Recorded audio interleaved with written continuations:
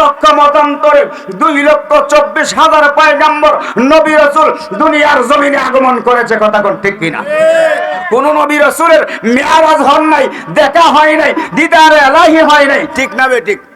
প্রত্যেক নবী রাসূলের একটাই আকাঙ্ক্ষা ছিল, আল্লাহ তোমাকে দেখতে চাই। কথা বইলা তৃপ্তি আসে না, তৃপ্তি যায় না, এক নজর দেখতে চাই। মুসা নবী তুর পাহাড়ে গিয়ে বললেন, আল্লাহ তোমাকে দেখতে চাই, রব্বি আরনি, আল্লাহ তোমাকে দেখতে চাই।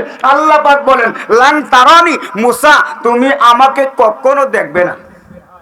আর সেই স্থানে, সেই জায়গায় আমরা এমন এক নবীর উম্মত, যেই নবীকে মেরাজের রজনীতে, মেরাজের সাদে, রজবের সাদের 26 তারিখ দিবাগত রাত্রের 1/3 মধ্যে আমার আল্লাহ পাক আমার আপনার প্রিয় নবীকে দাওয়াত করে জিবরাইলের মাধ্যমে, রব বুরাকের মাধ্যমে 7 আসমান 7 জমিন পাড়ি দিয়ে, লা মাকান লা জামান পাড়ি দিয়ে, সিদরাতুল মুনতাহা পাড়ি দিয়ে আমার আল্লাহ পাক ফাকানা বাবা ও সাইনে ও আদনা আমার আল্লাহর বাড়িতে নিয়ে আমার আল্লাহ পাক নিজে দেখা দিয়েছেন, নিজে দেখা দিয়েছেন। চিৎকার মেরে কোন সুবহানাল্লাহ।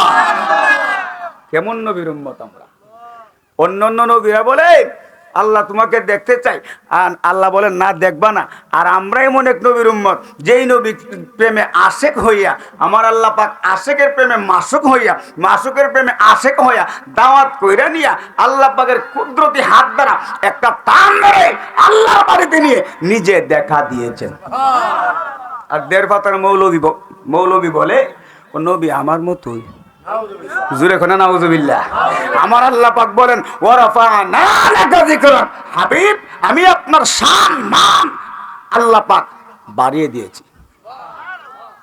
দেড় বাতের মৌলবী কমাই পারবো? আল্লাহ দিয়েছে নবীকে সম্মান, তোমার হিংসায় হবে কি? আল্লাহ দিয়েছে নবীকে সম্মান, তোমার হিংসায় হবে কি? নবীজির সাথে বেয়াদবি করলে, নবীর সাথে বেয়াদবি করলে আমল দিয়ে হবে কি? নবীর সাথে বিয়াদবি করলে আমল করে হবে কি? কথা বলুন ঠিক না? সেই নবীর উম্মত হয়েছে আপনি আমি, খুশি না বেজার? জবানটা ছেড়ে দিয়ে বলুন আলহামদুলিল্লাহ। আওয়াজ করে বলুন না আল্লাহু আকবার। মোহব্বতে বলুন না ইয়া রাসূলুল্লাহ। এই আমার ভাইরা, বাবারা, বন্ধুরা, সেই জন্য আগে হচ্ছে ঈমান, তারপরে আমল। ঈমানে বেজাল থাকলে আমল দিয়া করবা কি? কথা কোন ঠিক কিনা? এই মৌলবী হেমনে, এই মৌলবী সেমনে বইলে কিন্তু আপনি আমার ঈমানের মধ্যে গন্ডগোল লাগাইতেছে। সেই জন্য আহলে সুন্নাত ওয়াল জামাতের উলামায়ে কেরামের আলোচনা শুনবেন, ওয়াজ শুনবেন। ঈমানটা যদি ঠিক রাখতে হয়, আর না হয় ঈমান নষ্ট হইতে দেরি হবে না। কথা বলুন ঠিক কি না? এই জন্য তো আমি মাঝে মধ্যে শান বলি, কইতাম নি না কষ্ট হইব? চলছে ধর্ম নিয়ে বাড়াবাড়ি।